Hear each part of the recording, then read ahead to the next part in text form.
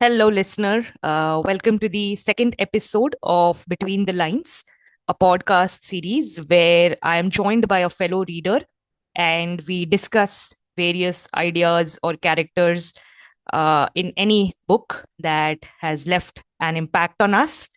Now, this particular episode is a continuation episode. If I have been able to update the settings appropriately, the link to the first part should hopefully pop up somewhere to the top right corner. Now, in this episode, I am joined once again by Arvind Shankar, who describes himself as a simple reader. And so we delve deeper into the ideas as discussed in the book, The Fountainhead by Ayn Rand. And while we have picked up ideas or quotes or characters from the particular book, you will find references to anything and everything starting from peace schools, workplace ethics, or workplace culture. And there is reference to, let's say, Chota Bheem and Marvel Comics, IPL also for that matter. So hopefully, I have intrigued you enough to stay here till the closing music. Happy listening. Hello. Thank you for joining me for the second round of discussion around the book, The Fountainhead. Diving straight in. So there were these two or three instances in the book which were in which I would say there was this guy Franken and Peter Keating. So now, even though they were at the peak of their career, they had this question in their mind if they were actually successful or not. This was a bit weird for me because they have generally been shown as the materialistic people who measured success in terms of whether they got more commissions or not and whether they got the publicity or not. And in these one or two occasions, it felt like they were perhaps searching for a deeper meaning and looking for something more than that. That shallow or that base level success, what it means like. So, what are your thoughts about that? So I think what Ayn Rand is trying to get at here is there are certain incontrovertible truths that we adhere to. Stuff like you should speak the truth, or stuff like you should take care of your near and dear ones in their time of need. People who have been there for you, you should have loyalty. These are inherent, innate qualities that everyone has. Similarly, when it comes to the nature of the work that you engage in, Ayn Rand, in her writings across the board, has always tried to display that a person is satisfied or dissatisfied with the originality and creativity of the work that they engage in. Now, Peter Keating and Guy Franken were people with external locus of control, wherein their validation came from external sources. And because of that, they were heavily insecure people because deep down they knew what they were doing was in contradiction to what they genuinely, inherently, deeply believed in, which was coming up with creative and new ways of doing the same stuff that they had been doing. But because they had trained themselves so well, they had gotten around to making an environment for themselves where they got to the realization that if we keep the external groups of people that they are interacting with happy, then they are successful. So there is always this internal dichotomy that they face. They knew what they were doing was simply an imitation. At the same time, that is what got them the acclaim that they so deeply craved. And therefore, there was always a dissatisfaction that they were operating with, which is also true for most people in the real world. Most people, or at least in my case and most of my friends' case, when we got into the workforce, you were expecting, okay, now, sure, it would not matter how worldly wise you are, it would matter what is the quality of the work that you input. But then slowly and surely we realize that no, the world is similar all throughout, be it school, college, MBA college, or even the workplace. There is a certain amount of weight that you place on the actual work. And in Ayn Rand's manifestation, actual work is the only thing that matters, and that is what gives you meaning in life. Versus, uh, There is some amount of weight on actual work, and there is a lot of weight on how you handle interpersonal relationships. And when we say interpersonal relationships, it is not about whether you're sweet and kind to them. It is whether you're manipulating and whether you're, let's say, getting your objectives fulfilled, even if it comes at the cost of you not being thoroughly honest, you not being thoroughly straightforward, you taking advantage of situations that arise in front of you. So Guy Franken and Peter Keating, they were amazingly insecure people, which is what also gets manifested later on when Peter Keating, at his worst, is still unable, despite realizing that Toohey has been taking advantage of him, is still looking for validation via Toohey. So both of those people, what they deeply believed in was the fact that they should be innovative, creative, but what they did in order to seek acclaim was do the old hackneyed stuff over and over again, because that is what got them their instantaneous acclaim. Here, I would like to question a bit. Do you think that they really, or at least Peter Keating, really wanted to do something original? Because whenever they show him, it is mostly that he wanted to get done with it. He wanted the best results, maybe, but he did not seem to be very driven to put in that extra effort or go that extra mile. Absolutely, absolutely. I think I was not very clear in my explanation. Ayn Rand's manifestation states that inherently everyone wants to do creative. Now, Peter Keating, because he wanted to get done with work instantly and also get acclaim for it, he did not care whether it was good or bad. He wanted acclaim for it. This was basically a internal contradiction, conflict that he was facing. Inherently, deep down, he wanted to do good work. But because his acclaim was being driven by imitation and manipulating and being sweet to people and flattering the clients and get nodding along with them, that is what he did. And that is why the fact that his actions were not in line with his deep inherent feelings, that is why he felt dissatisfied and he felt insecure, and he genuinely felt jealous of people who could have a vision, who had a purpose in the work that they did, because he felt very empty doing what he did. Yes, he got acclaim. That was very much like, let's compare it to somebody going to the gym. So two people go to the gym.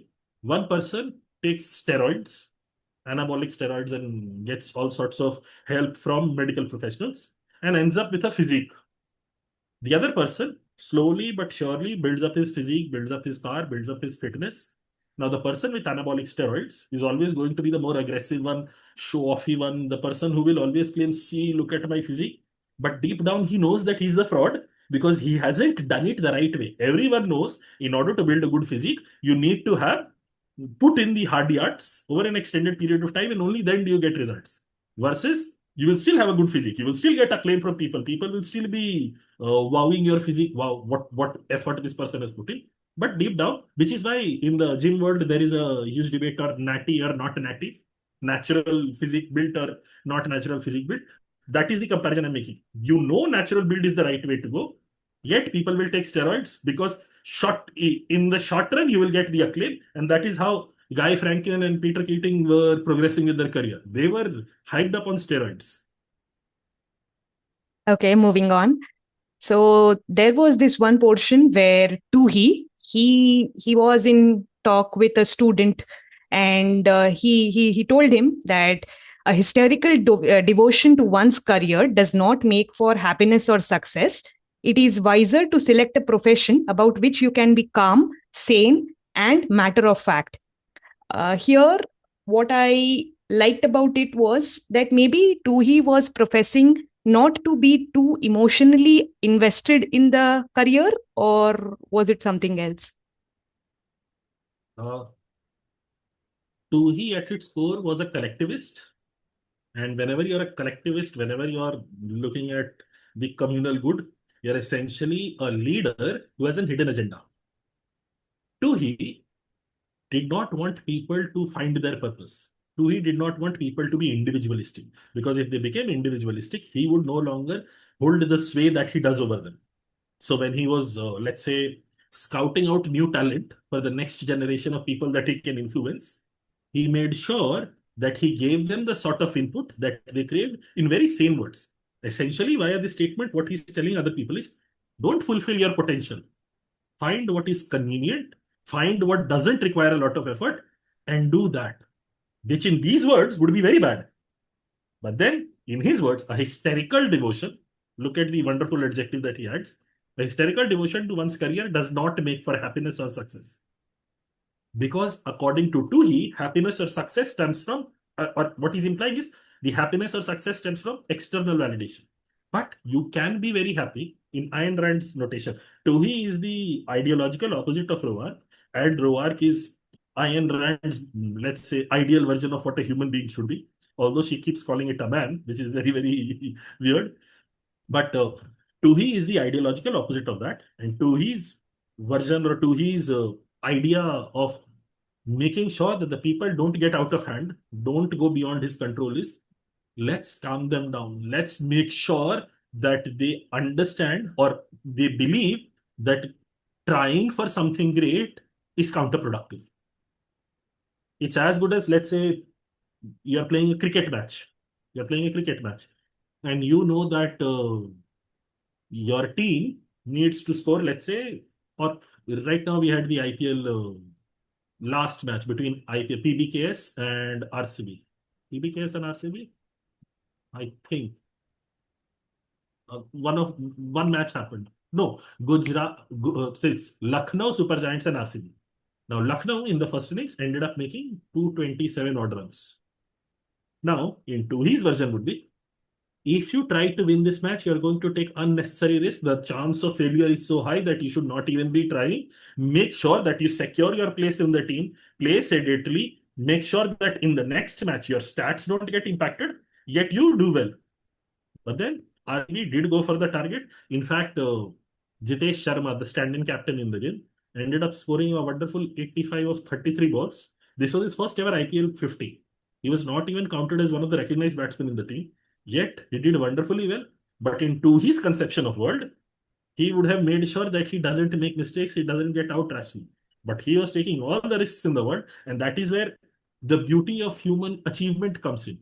Once you challenge the norms, once you end up going for something that is seemingly impossible, and then you end up achieving it, that is where fulfillment comes from. It will not happen every time. Ayn Rand is not stupid enough to suggest that it will happen every time, you will always succeed. Yet, it is for those rare few moments where you do get the achievement that you should go for it. Toohey, on the other hand, being the opposite, is always advocating for, let's go for something simpler, let's go for something safer, which is why, let's say in India, if you look at the parents, general parents, most parents, at least let's say 20 years ago, would want their children to get into engineering, would want their children to get into doctors, as in become a doctor or become an engineer. If you've taken up commerce, become a CA, or let's say after engineering or after whatever, become a lawyer, get into a stable profession. Don't become a cricketer. Don't become a cricketer. It was simply on account of the fact that the likelihood of success in cricket is very, very low. We have a huge population in this country.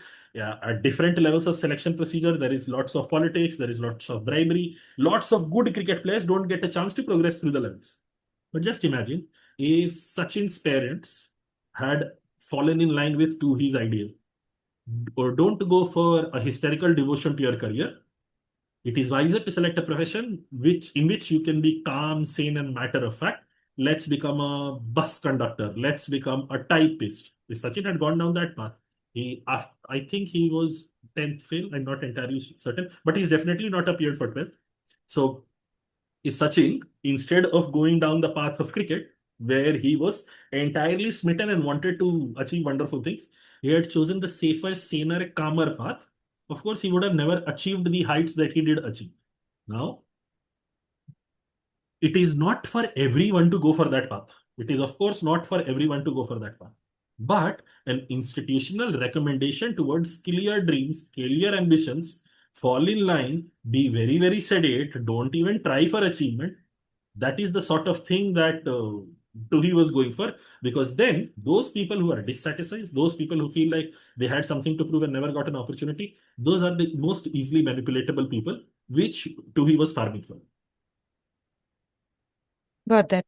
So now I would like to uh, sort of distinguish between Roark versus Peter Keating as managers. So the book starts with them progressing or just starting out with their career, and then it evolves how they were then managing people. So there I feel that although Roark was, in general, he did not showcase his emotions, or he was not as human, if I would to say. But then when he was managing his people, I felt that, even the book mentioned that the ones working under him could be sure that it was the work only that mattered, and which would get them the result, or which would get them the reward. And it was nothing to do with maintaining that small talk with your boss, or trying to be in their good books, which would actually get you the promotion, but rather being competent enough.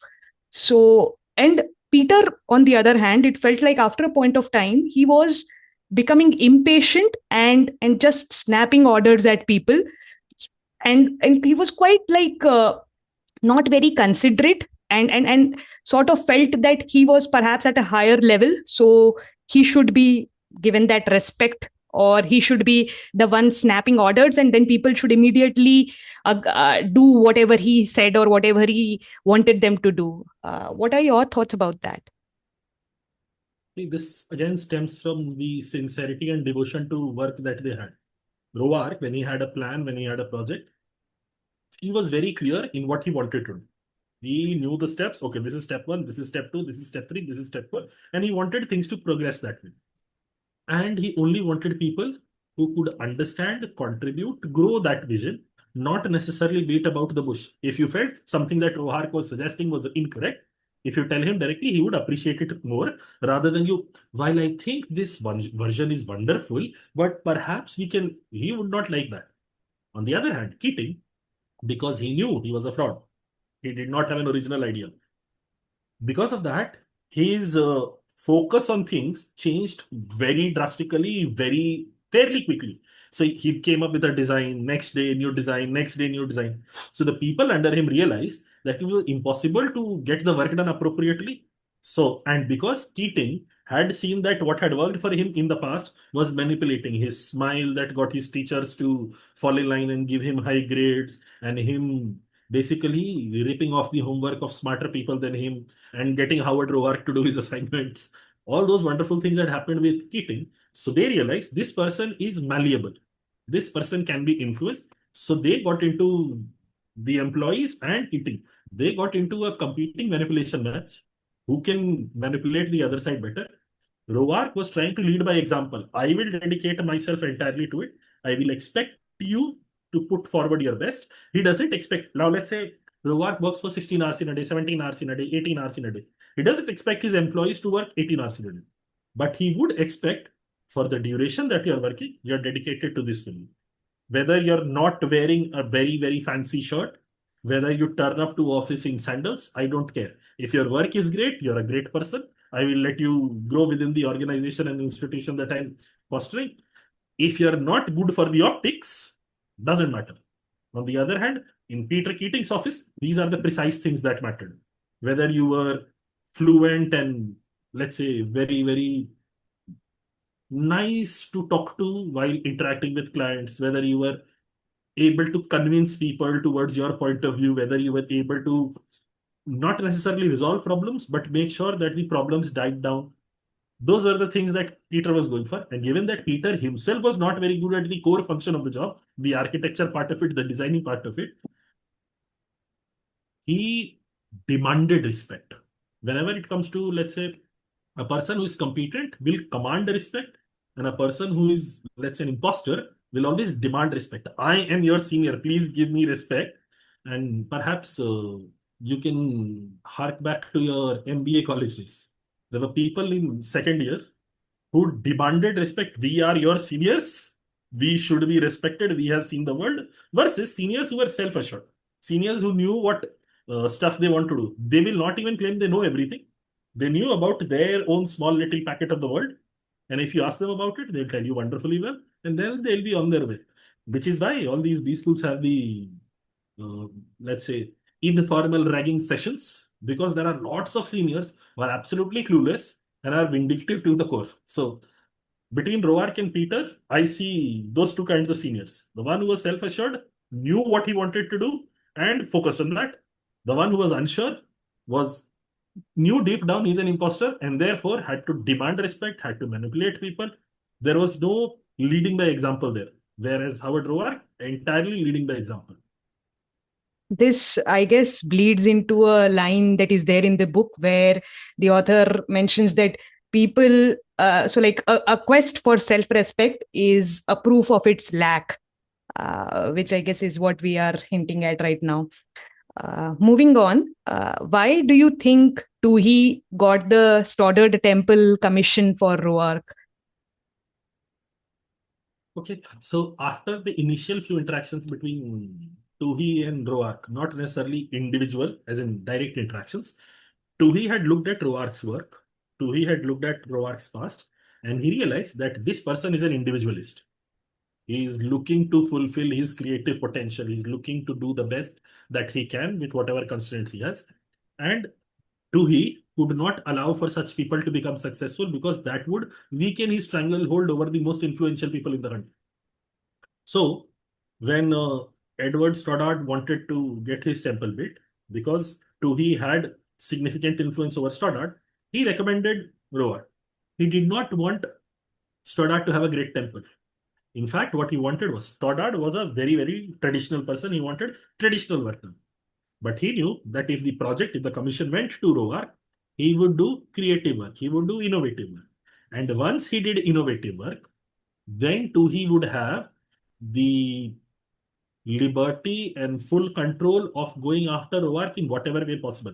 Which is why at a later point, he also made this statement. See, him trying to get the Stoddard Temple Commission for Roark was very much an exercise in baiting Roark into doing something that he wanted him to do. And then he could all out go aggressive on Roark. And then he made the wonderful statement. If you want to ruin an architect, don't say he's a bad architect. Say he's against religion. And then that is which is also what we see the in the modern world debate and context. Let's say if I point out in most political debate shows, if somebody makes a valid point against your side, instead of answering why your side made that mistake or acknowledging that mistake, no, but in your time this happened, that happened, we always try to shift the blame, shift the narrative. And one of the first earliest instances of this example being strewn together was when I was reading this book back in the day, because what he did for the temple with his vision was accurate. But what Stoddard wanted, and in fact, Stoddard, even after he had gotten after the temple was built and he looked at it, Stoddard wasn't upset so much as confused at what this is. So he did not have time to untangle it and understand the vision behind it. He simply told it, this is a sacrilege. This is blasphemy. How could he do this? This is bad. That is wonderfully insensitive. And that informed Stoddard's understanding of it. Oh, this is bad. So I should be angry. Okay, I should pursue legal recourse. All sorts of stuff. Stoddard did not really have an opinion of his own on the issue because Tuhi never gave him a chance. Tuhi basically, in Hindi we call it fielding set karna. He played all the moves on the chessboard, and Roark was the lone chess piece on the other side. And and it seemed like Tuhi was, let's say, helping Roark by getting him the commission. But what he genuinely wanted was to undermine Roark and to go after him in a manner that was unprecedented. Because prior to this, all the work that Roark had done had not been that large, had not been at a very large scale. So if Tuhi at that time had gone after Roark, it would seem like Goliath is going after David. But now that Roark has built something significant, and then too he criticizes him with all the academic and intellectual weight that he carries, now it would seem like a fair fight. Okay, he did something and now he's being criticized for his thing instead of his opinions or who the individual is.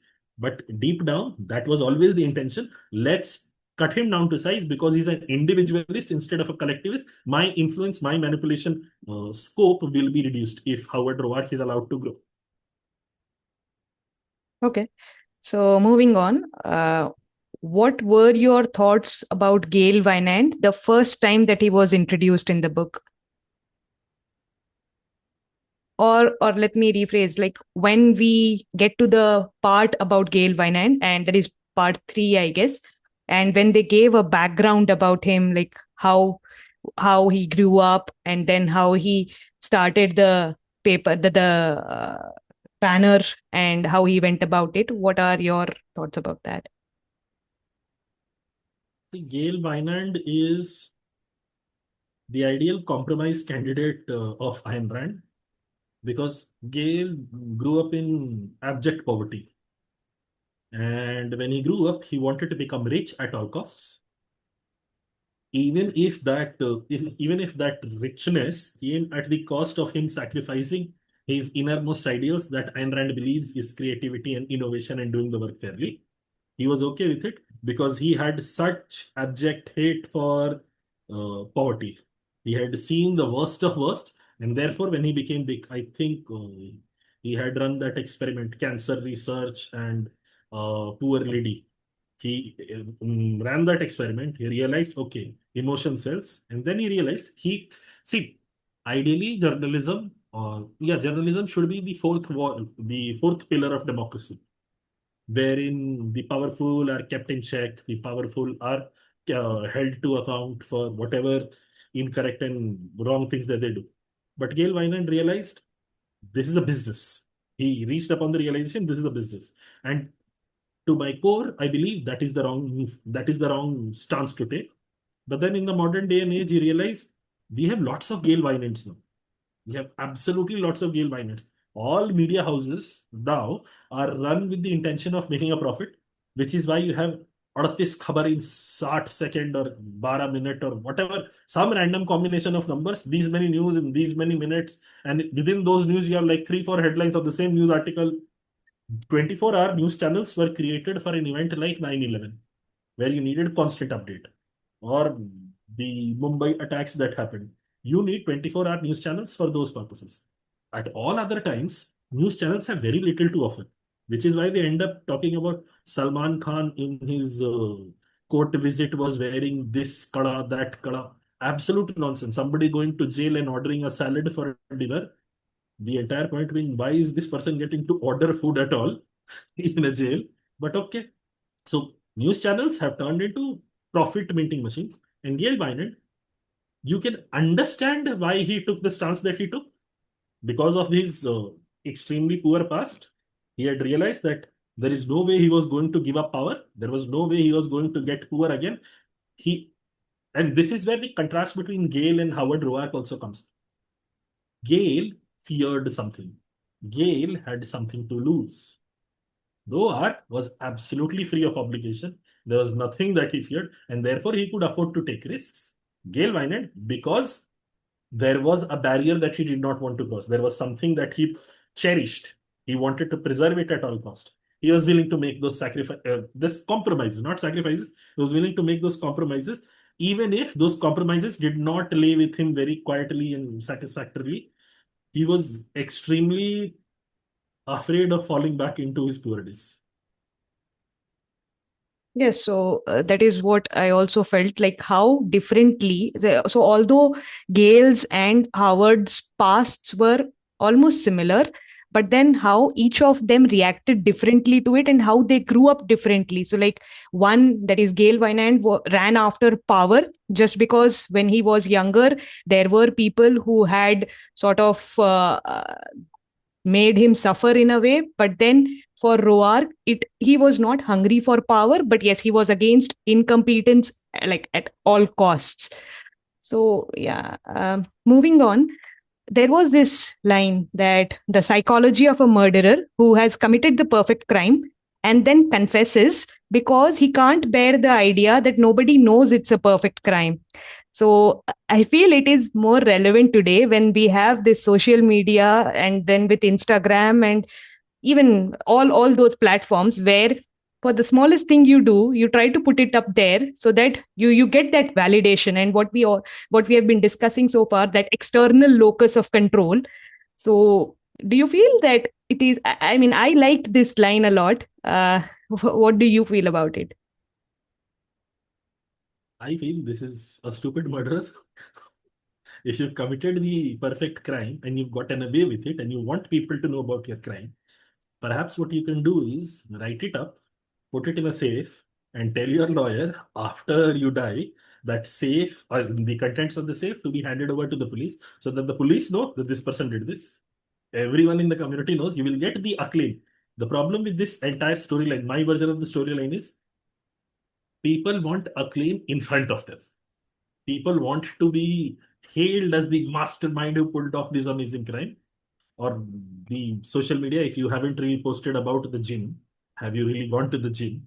Or if you haven't really posted about your morning walk, did you really go to a morning walk?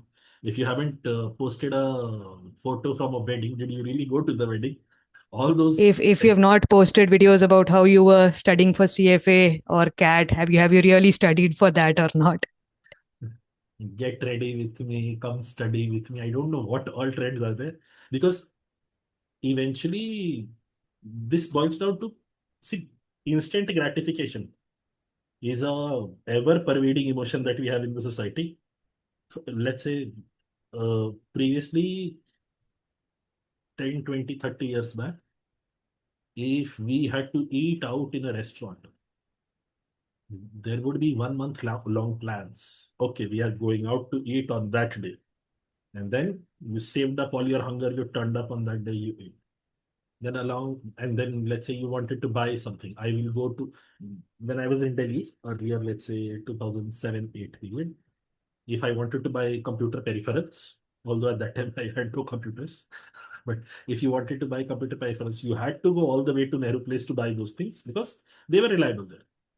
Then along came Amazon, and it was getting you those items in 2 to 3 days. Then along came Amazon Prime, which gave you the same day delivery option. Then along came Zepto and Blinkit and Instamart that give you 30-minute delivery guarantees, which are never 30 minutes. Perhaps on account of the fact that I always order a lot of items, so it is never 30 minutes. But regardless, we want everything done instantly. And this has also adversely impacted our psyche when it comes to the CFA and CAT and CA and all other exam preparation. Instead of working upon a skill to make it better over an extended period of time, there are numerous occasions when I talk to them, sir, I have done these 20 questions, yet I see no improvement. 20 questions is not enough for you to become proficient, forget competent. So, but then this external validation, the idea of seeking approval from people outside yourself, not being happy, you knowing deep down that yes, I have done good work today is not enough. Everyone else should commend you on the work that you put in. I think these are one of the first signs of decline of a society wherein self-satisfaction has been replaced by external Likes, validations. comments, and shares. Like, comment, share, subscribe, follow, Hit and the bell whatever, icon. whatever those terms are. Mhm. I hope you say that in your video as well. Yeah, we have done that now. Yeah. Okay. Okay, so next, there was again this line that it takes two to make a very great career. The man who is great, and the man, almost rarer, who is great enough to see greatness and say so.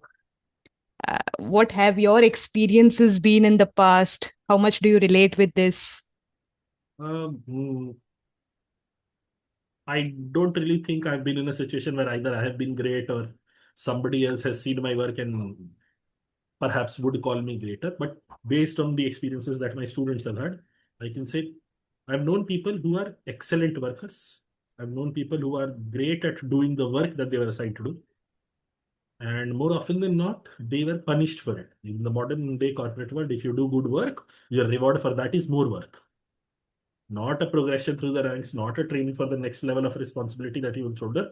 In fact, I've seen people having their promotions delayed because they were doing their role so wonderfully well at the level that they were currently at, which is a travesty of justice.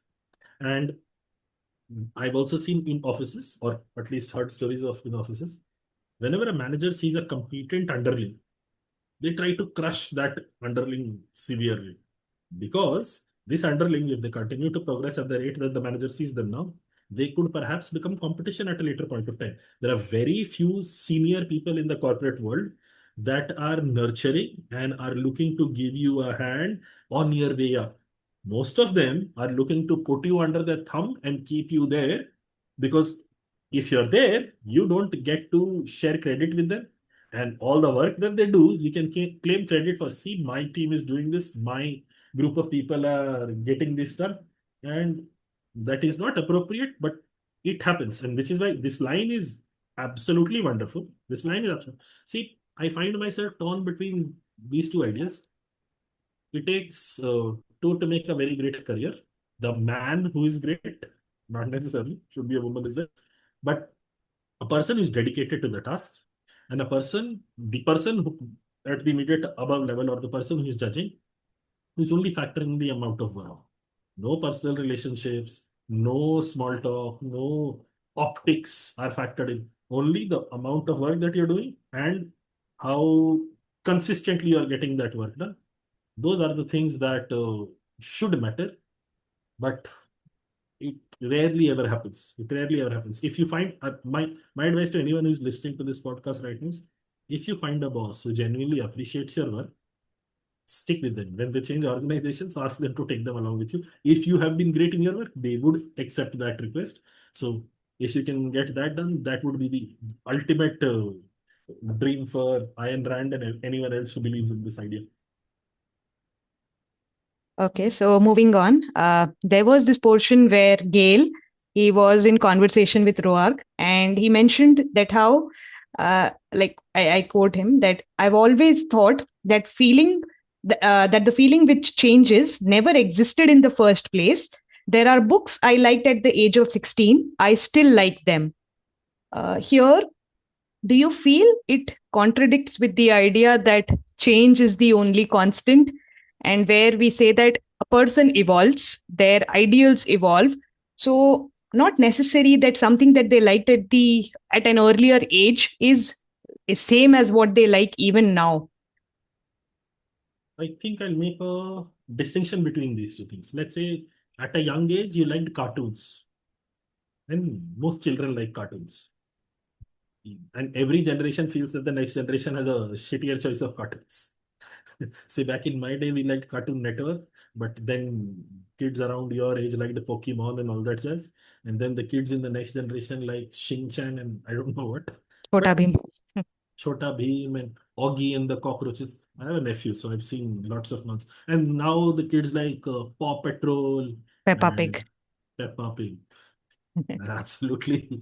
I, then again, see, this is what I mean. You can have changes in preferences, but the undeniable truths, those never change. And this is, I think this is in reference to the earlier statement. There are certain incontrovertible truths that you hold to be dear. Stuff like all people are equal. Do you believe this to be true? At all people should be given an equal and fair opportunity.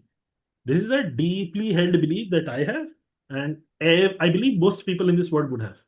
But at a later point of time, let's say you go to a shop, you go to, let's say, a government office, and there are people in line, and you can bribe your way to get, or why do we have to think of a government shop? Think of you've gone to Mata Mandir, Vaishno Devi temple, and there is a premium line where you can pay 2,000 and get ahead of the others.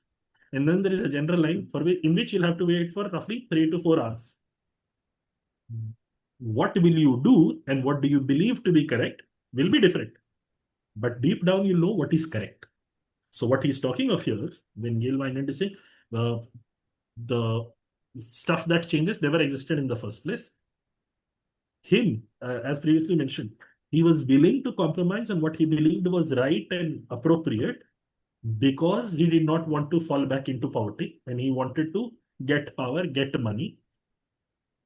Intrinsically, what he believed in was still what he felt when he was younger. He wanted there to be equity in the world, not necessarily equality. He wanted to be fairness of opportunity. He wanted people to be excelling at the work that they did. If you're supposed to do X, do X. All that jazz and frills around it with Y and Z was immaterial. But because he saw that is what sold, that is what was popular, and that is what generated revenue, he added the X, Y's and Z's along with the X. So his personal beliefs are still great. Okay.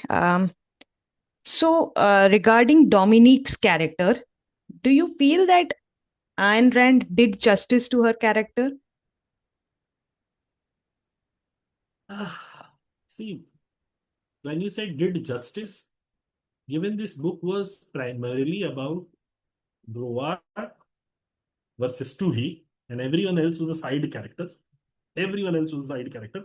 Roark was what Rand wanted to be, and Toohey was what Rand hated in totality. Everything evil was Toohey, and everything good was Roark. So every other character, let's say Dominique's character was not fully fleshed out. There weren't a lot of storylines related to Dominique's character, but then perhaps you can understand it was written in a day and age where female characters did not get as much coverage anyway.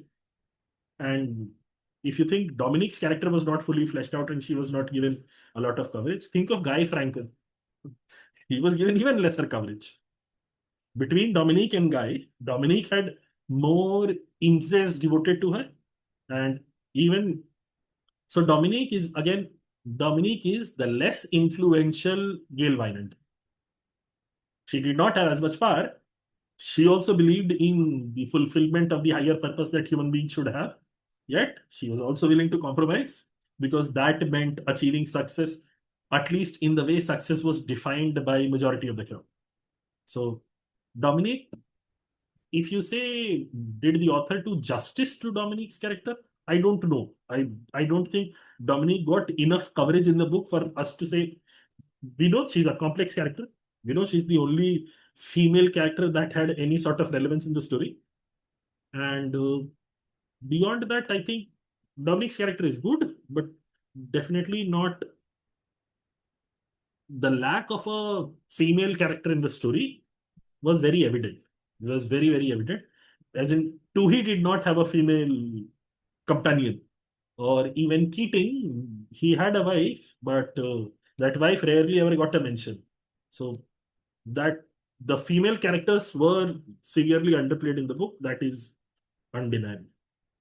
So for Dominique, I felt that in the initial parts of the book, she still came across as a strong character or a strong woman. But then towards the end, it felt more that she was like a puppet, uh, or she had given up and she was doing whatever she was for Roark's sake. It felt like that towards the end. So Um, I think this in this I don't know if this is a fair comparison, but so in the DC comic universe, there is this super villain, Darkseid. Now Darkseid has four or five underlings that work under him, and one of them is Desard, and another one is some wolf character. I don't know what, but Desard I know. Now Desard is an amazingly powerful intergalactic villain. He can conquer planets, he can kill planets, he can destroy planets, he can do all sorts of wonderful things. But he's an underling to this fellow, uh, Darkseid. So now, when the stories are told, Desard is an amazingly powerful character, but Desard is not the central character. So therefore, when you read the comics, when you have more time and you have more, let's say, space to devote to characters, there you realize Desard is extremely powerful. But when it comes to movies, he comes across like a, let's say, क्या बताएं, goon for hire. इसको आज दिहाड़ी का 500 रुपये पकड़ा दो, that sort of villain. So I think Dominic also suffers from the same problem in this book. She's a hugely complex character. She's very intricate. There are lots of compelling narratives about her moving on. But then eventually, by the time author realizes, okay, I can include something about, we're reaching the end of the book, and then people had to take sides. People, let's say, even Peter Keating, mentioned right at the beginning of the book. By the end, do we really know Peter Keating? Or do we really feel like, okay, he's a character that is worth ignoring? But because it is Keating, it doesn't take, as in, it doesn't really rankle as much as the sole female character that was cast aside in favor of simply supporting a person. Does not feel right. But then Ayn Rand has never been known for being an equal opportunity writer. In fact, her writings, everything is about a man, man, man. Even that's not a human. That's all man, man, man, which is very surprising and also a little disappointing. But then again, you can find criticism in every world. So Ayn Rand on this front was not very, or at least I did not like it on that. Hmm. Okay, so next up, so there was this mention that again, when towards the end of the book for Gail Wynand, that the dream of every man is the chance and intensity of youth to be used with the wisdom of experience. Let's say that you had this chance to do something uh, which your younger self had done, and now, given the number of years of experience that you have had, how do you think would you do it differently? It's a very good question. And it is forcing me to think. So, see, I was definitely far more active and, let's say, had strength and energy and resilience to work for longer periods when I was younger. I wish I had at that time worked upon things that I now realize are far more important. I'm still very happy with how my youth turned out. As in, there were things that I worked upon that I'm absolutely thankful for.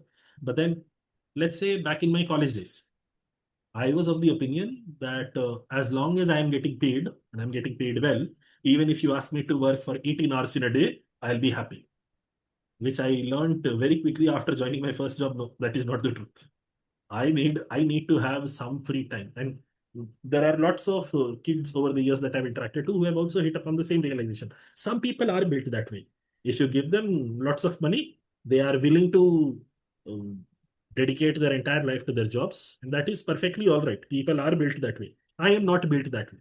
I felt that is how I was built because that is how the conversation happened back in the day. I did not realize people could be differently built. And apart from that, let's say working upon my skill, working upon certain skills that I felt were not as useful. Say, um, back in the day, I never really learned the networking game, and I don't think I'll be good at the networking game. But I only made my LinkedIn account last year when I had to hire people for my institute. At that time, I made a LinkedIn account. Prior to that, I did not even have a LinkedIn account. I have a Facebook page in which I think I posted last time back in 2016, the day I finished my MBA. Beyond that, I haven't really posted. I would have learned how to be more, let's say, active on social media. Not because I want external validation, but because that is where the world has moved. And in order to survive, forget thrive, even survive, you need to be active on social media. I see all the LinkedIn influencers and I bang my head against the wall with all the nonsense that they're spewing. But then perhaps I could have, if I had learned that skill or perhaps I would never have done that. I could never do that. But let's say back in the day, if I can go back in time, I would want to make YouTube videos and learn video editing. I would want to do that. And perhaps I would also, if I can go back, I would also attend a lot more classes in my college and post graduation. Not because the teaching was awesome, but more because given that eventually I will become a teacher and this is what I like doing, I would want to absorb more from the teachers in the classrooms that they're engaging in. Perhaps that would be helpful. But then I don't think I've answered your question fully, but those are the ideas that are coming to my head. It's fine. I never expected a perfect answer anyway. But yes, moving on. Um, in the book, it says, or maybe this is one of the uh, ideals that is given, that there is no such thing as a collective thought. An agreement reached by a group of men is only a compromise or an average drawn upon by many individual thoughts. What would you say about this? I feel like there are certain decisions that need to be made by collective thought, There are certain decisions in which collective thought should not be a factor at all. Let's say if you were deciding what you wanted to do with your career and you ended up engaging collective thought in that. You went to Reddit, you went to Facebook, you went to different Telegram groups, and you asked people, okay, this is my profile, what should I do and everything. That would be a stupid thing to engage in because your truth, your genuine interests, likes, dislikes are something that only you know. Everyone else, while they're advising you, would be working with their own biases. And in such a situation, their own biases have no say in how your career should turn out. But on the other end of the spectrum, let's say we are living in a township and we are decide the city has some surplus budget and we are deciding how this budget should be utilized. Do we want to make an additional children's park? Do we want to improve the transportation in the city by investing it in a subway? Do we want to build houses for the homeless? This is a decision that has to come from a group of people voting upon it, agreeing upon it. It will not never be perfect. It will never be perfect. But then, if you're living in a society, when you're living with other people, this is what you have to do in order to identify the least objectionable path. In fact, let's say elections that are held in this country, you rarely ever have a party winning a majority. You have a plurality, you never really have a majority. Most parties don't cross the 50% threshold of the population. Of the voting group, yes, they can cross 50%, but of the population, people rarely ever cross the 50% mark because those many people don't turn up to vote. But then, let's say if we decide, no, this is what my idea of governance in this country should be. If I take on board other people, if I include other people's ideas, it would be a compromise. Yes, it would be a compromise, but that is what is needed then. Versus, there are certain issues in which you have to go all out. You have to try to do the best that you can. But then in certain situations, a compromise is the right path forward. That is what needs to be done. Okay. I feel we have had a very fruitful discussion so far and a good one, I would say.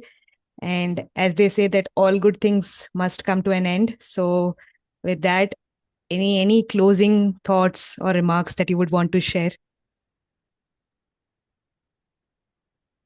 Okay. Uh, this is a great book.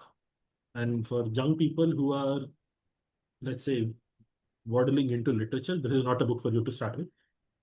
You start off with the Enid Blytons of the world, the famous five, Secret Seven, and perhaps you can move on to Agatha Christie's, Nancy Drew's, Hercule and Poirot. Those are great books. Start with that. But then once you think like you can handle decently long books, move to this. Read this book first. And when you read it for the first time, you are going to love Howard Roark. When you get a little older, you will realize Howard Roark had his advantages. The fact that he had absolutely no responsibility worked wonderfully in his favor. After you're done reading this, there is a collection of essays that Ayn Rand had written by the name of The Virtues of Selfishness. I don't think we ever got around to discussing the word selfish as Ayn Rand means it.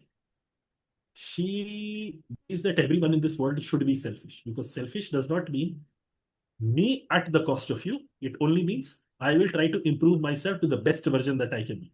And that is what ideally every individual should be going for.